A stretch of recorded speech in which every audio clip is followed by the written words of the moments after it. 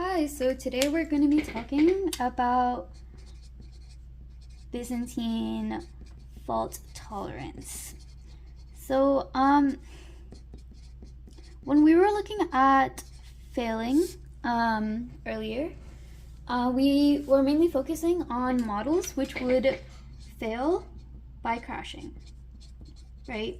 Like if something went wrong with the system, it would crash. And that was a pretty predictable way of assuming how the system would work. If it crashes, it's going to reboot, and that's how we developed our whole system of logging and everything. But Byzantine fault is something a little bit different. Here, the nodes don't necessarily always fail by crashing. Here, the failures can be induced by bugs in the system or due to malicious actors. So if there's some sort of malicious activity and they're intentionally messing with the system. So what would this mean? That would mean, like, for example,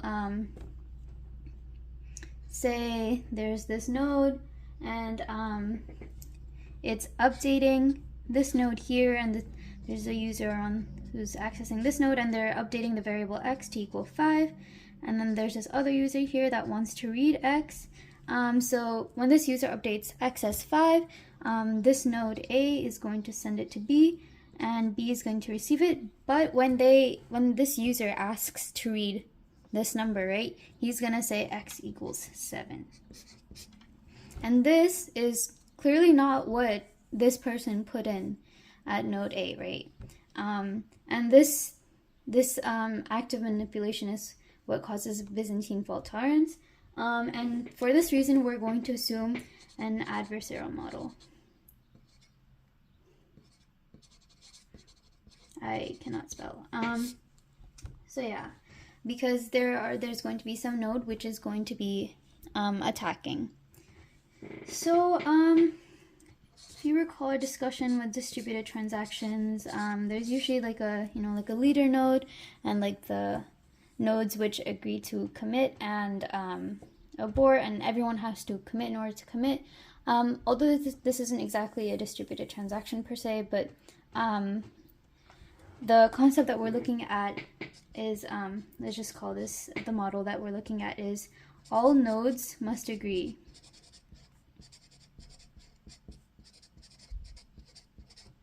All nodes must agree in order for them to, like in our case it was commit, but in this case, let's just say in order to execute something. So basically in this model, let's just say the leader is sending something to all of these nodes and he's expecting to hear an okay back from all of them, right? So this node is going to be like, okay, we'll go with what you said, and this node is also going to say okay, but this node right here is going to be a malicious node and it's going to say no, right? So what would happen in this model? This whole whatever the action that the leader wanted to do will now no longer be able to be done, right? So one faulty node can ruin this entire system, right? F is for faulty nodes, and there's a total of n nodes. So even just having just one faulty node is enough for this entire model to stop functioning. So how can we improve this?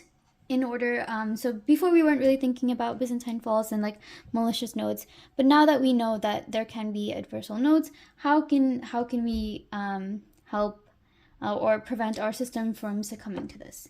So we can just say, oh well, we don't really need all of the nodes. We can just say majority of the nodes have to say okay in order for us to actually execute this.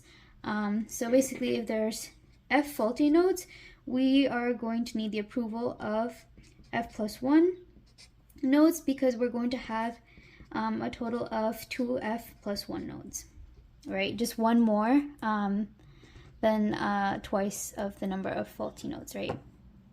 So we can do this, and in this case, F would be equal to 1 and N would be equal to 3, and in this case, majority ruling works out and you get to do what the okay is, right? But what if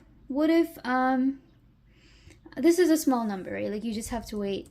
This node said okay, this one said no, and you're like, okay, we only have one node that's gone. Let's see what this node said.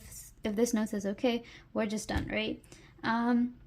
Well, what if f was equal to 30? Like, what if you had a really large number of faulty nodes? And then that would mean that you're waiting for potentially up to like 61 nodes, right? Because assume like all the first 30. Imagine that every single node that you asked for the first 30 of one of them were all faulty, and then you finally get to the ones that are non-faulty. So you basically have to go through every single node, and this might take a really long time, especially since now your numbers are a lot bigger. So what can we do now? So we don't have to go through the entire playlist, the entire node list. We can do sort of like a majority, but not exactly. So let me explain. We're gonna have a total of 3f plus 1 nodes, right? And then we're going to have 2f plus 1 of them actually take like the vote, and then we're going to say the first f plus 1 nodes that are not faulty. So this could potentially search 2f plus 1 nodes, but you're only waiting on the responses for approximately 2/3 of the nodes, right? Like you're not expected in this. If all of your non-faulty nodes were at the end, you have to go through, the entire set of nodes. But in this one, you only have to go to 2/3, and as long as 1/3 of them, this is our approximation, but as long as f plus 1 nodes are non-faulty, you can just proceed. But obviously the problem with this is that if f is still 30, then your number of n nodes, right, would have to be much bigger. This would have to be 91 nodes, which is too many. So in general, fault tolerance using this model is not very expensive, because you're just throwing numbers, right? You're just increasing the count every single time anything goes wrong, right? Like in this case, say n was 30, but in this case, it keeps constantly increasing each time you try to do it, and then this is just not worth it, right? So there's some other models we can use to look at. We can look at oral BST. So what this would be is let me draw out the this diagram again. Okay, so this time so in this case we were assuming the faulty nodes would be at like the terminal nodes, right? So in oral BST, we're going to assume that, what if the commander themselves is a faulty node? This is the faulty node in the system. All of these are good people, but this commander node is the one that's faulty.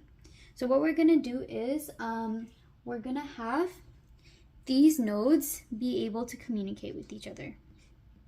Sort of like they're talking amongst themselves, right? And say the same situation. This one says okay, this one says okay, and this one says no, right?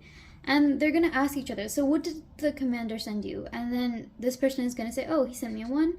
This person is also gonna say, the commander sent me a 1. But then this person in the middle will be like, he sent me a 0, which is why I said no, because 0 is obviously a no, right? And then when they compare with each other, they can tell, wait, one of us received the wrong thing, right? So this is called oral BST, and the nodes can compare amongst themselves to see if they received a faulty message. So and then the other problem that could come from this, right, is what if this node right here, right, actually received a 1, but then pretended that it's a 0. So when the other nodes asked him, he took this 1, he changed it to a 0, and he said, I got a 0. That's why. So this commander is not good. So in order to fix that, we have signed BST. So in this model, what we're gonna have is we're going to add a signature. So whatever message the lieutenant sends, right, it has to be encrypted in some sort of signature. Let's just call it S. And then this is the message that he's sending. So it has to be this, and any of these nodes can verify it. So this will be like S1, so it'll be S0, and this is S1, right? And then you're making sure that you're actually comparing the message that they got. So what if this person here tries to modify this, right? Then the signature will actually, whatever the signature algorithm is, we don't have to go into details for this, will actually mess things up if you try to manipulate this. You won't get the right thing. So this is what you can do. And then to ensure that these nodes aren't pretending to be something else, the nodes will also add their signature onto this.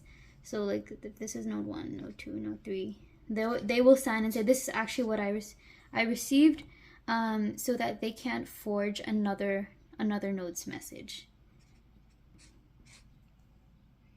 So and then once you've received a certain number of nodes that have non-faulty messages, you can sort of like use this model over here and then say, oh, we've verified it, we've had two genuine nodes, because this one we figured out was not, either the node was wrong or like we'll just assume, yeah, the node was wrong, so this guy is the faulty node, but we have 2 legitimate nodes, and we're going to do a majority ruling because we don't have that many nodes.